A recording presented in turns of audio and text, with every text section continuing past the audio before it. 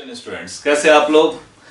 अभी हमारा जो चैप्टर चल रहा है वो अरिथमेटिक प्रोग्रेशन चल रहा है। पिछली कुछ वीडियोस में हमने बताया कि एपी क्या होता है, कॉमन डिफरेंस क्या होता है, कैसे हम पता कर सकते हैं कि कोई सीरीज एपी में है या नहीं है। इसके बाद हमने पिछले लास्ट वीडियो में 5.2 एक्सरसाइज के कुछ क्वेश्चंस किए, जिसमें हमने nth टर्म का कंसेप्ट सीखा कि जनरल टर्म क्या होता है और कैसे हम a फाइंड कर सकते हैं, d फाइंड कर सकते हैं या कोई भी मिसिंग वैल्यू फाइंड कर सकते हैं। उसी को आज हम कंटिन्यू करते हैं।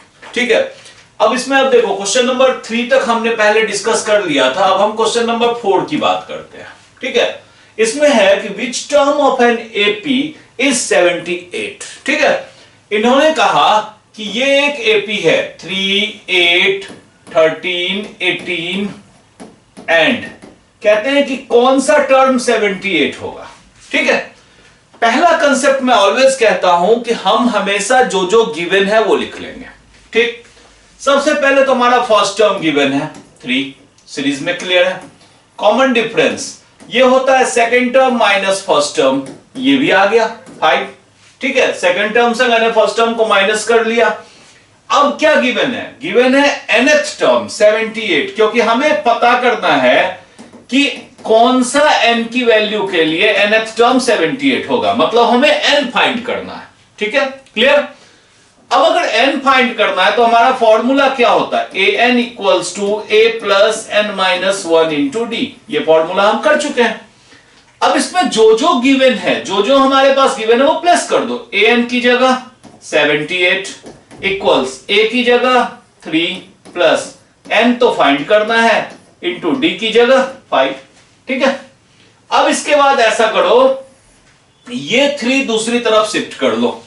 दैट मीन्स 78 माइनस 3, क्योंकि ये जो प्लस 3 है दूसरी तरफ आके लेफ्ट में माइनस बन जाएगा, इक्वल्स अब क्या बचा? n minus 1 into 5। एक काम करो ना, 5 से दोनों तरफ भी डिवाइड कर दो। ये 5 से 5 कैंसिल, 7। अब यहां क्या बच गया? n माइनस 1, और इधर क्या बचा? 78 माइनस 3 75 डिवाइडेड बाय 5। ठीक है, अब आप जानते हो कि ये इससे कैंसिल हो जाएगा, 15 5 जा 75, तो n क्या आ जाएगा? n आ जाएगा 15, और माइनस 1 दूसरी तरफ शिफ्ट करोगे तो प्लस 1, n इक्वल्स टू 16। ठीक है, तो इसका मतलब ये हुआ कि हमसे पूछा गया था which term of an AP is 78, तो सो 16th term of AP is 78। ठीक है, क्लियर।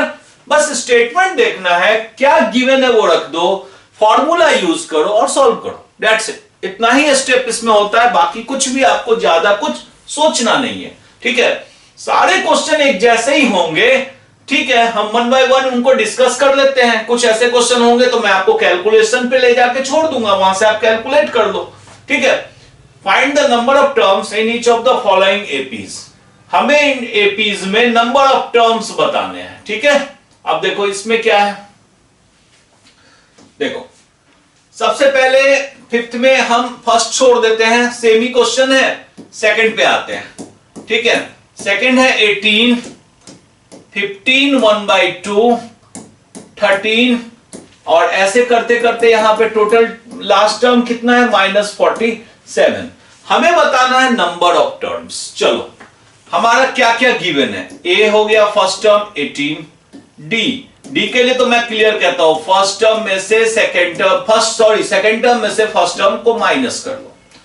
अब देखो, हम इसको दो तरीके से कर सकते हैं। एक तो मैं ये कहता हूं कि इसका मिक्स फ्रैक्शन जो है उसको फ्रैक्शन में चेंज करके एलसीएम लो, लेकिन उससे अच्छा ये है कि 15 और हाफ है तो 0.5 लगा दो। ठीक है, 15 और हाफ है तो 0.5 लगा दो आप। ठीक है, और माइनस 18, तो ये कितना आ गया? Minus 2.5, minus 2.5। क्लियर है।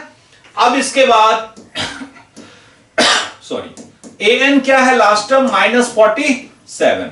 चलो, n हमें फाइंड करना है, तो फॉर्मूला लगा दो। an equals to a plus n minus 1 into D. Clear.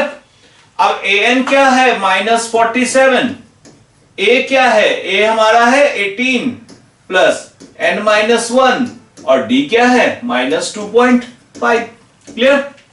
अब इसके बाद आगे के स्टेप्स आपके कैलकुलेशन, चलो कैलकुलेशन करते हैं। 18 को इधर शिफ्ट कर, तो शिफ्ट कर लो, तो 47 माइनस में है, -18 आ जाएगा क्योंकि दूसरी तरफ था +18। अब इसके बाद n-1 रहने दो और यहां है -2.5। अब देखो ये कितना आ जाएगा सॉल्व करके, 47 में 18 अगर माइनस करना है तो ये आ जाएगा माइनस का साइन और दोनों को ऐड कर देंगे तो ये आ जाएगा 65। ठीक है। अब इसके बाद यहां है n-1 और ये है -2.5। अब इस -2.5 को इधर की तरफ शिफ्ट करेंगे तो ये डिवाइड में आ जाएगा, तो n-1 क्या आ गया -65 डिवाइडेड बाय -2.5। अब एक काम करो, माइनस तो हमारा कैंसिल, पॉइंट हटाएंगे यहां से तो यहां पे एक 0 लग जाएगा। अब 25 से इसको कैंसिल करो, 25 2 जा 50 एंड 25 6 जा, ठीक है, तो 26 से ये कैंसिल हो जाएगा हमारा। ठीक है। अब इसके बाद n क्या आ जाएगा, तो -1 दूसरी तरफ जाएगा, 26 + 1 27। कैलकुलेशन में थोड़ा केयरफुल रहना और कोई दिक्कत नहीं है इसमें। ठीक है। तो नंबर ऑफ टर्म्स कितना आ जाएगा, n = 27। क्लियर है, कोई कंफ्यूजन? कंफ्यूजन के लिए तो आपके पास ऑलवेज ऑप्शन है, आप एनी टाइम मुझे कमेंट कर सकते हो, मैसेज कर सकते हो। ठीक है।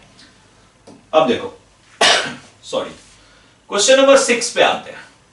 6 पे है कि चेक, ये बहुत इंपॉर्टेंट क्वेश्चन है। हमें ये कह रहे हैं कि ये एक एपी गिवन है 11 8 5 2। अब ये चेक करना है कि क्या -150 इस एपी का टर्म है। आपको यह चेक करना है कि क्या -150 इस एपी का टर्म है।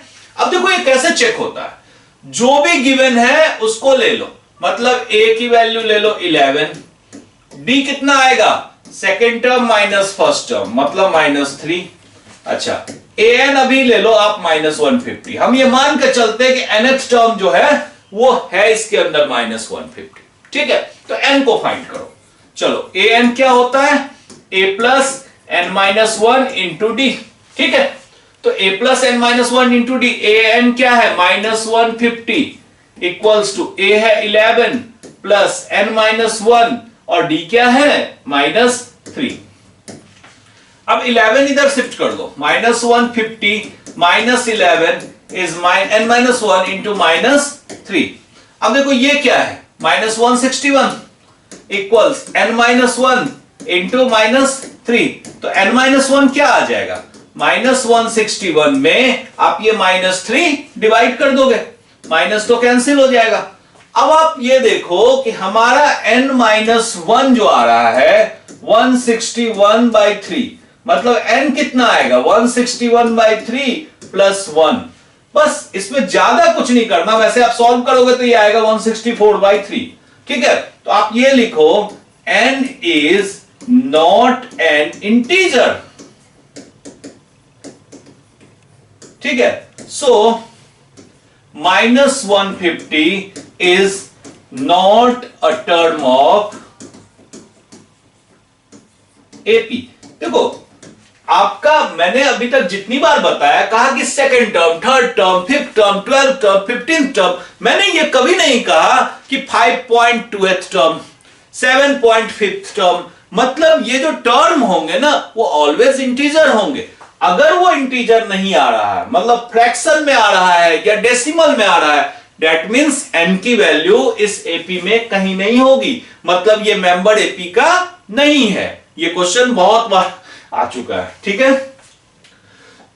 सॉरी। चलो आगे बढ़ते हैं हम, क्वेश्चन नंबर 7। अब देखो क्वेश्चन नंबर 7 क्या कहता है, find the 31st term of an AP. हम तो पहले यही कहते हैं कि गिवन क्या है और फाइंड क्या करना है वो ले लो। 11th टर्म गिवन है, एक 11 जो है वो है 38 एंड 16th टर्म गिवन है, A16 गिवन है हमारे पास 73। ठीक है। और फाइंड क्या करना है 31st टर्म, A31 हमें फाइंड करना है। क्लियर। सबसे पहले देखो आप ये लिखो, let an AP with A be the first term and D be the, हमने एक एपी सपोज कर लिया जिसका ए जो है वो हमारा फर्स्ट टर्म है एंड डी जो है वो कॉमन डिफरेंस है।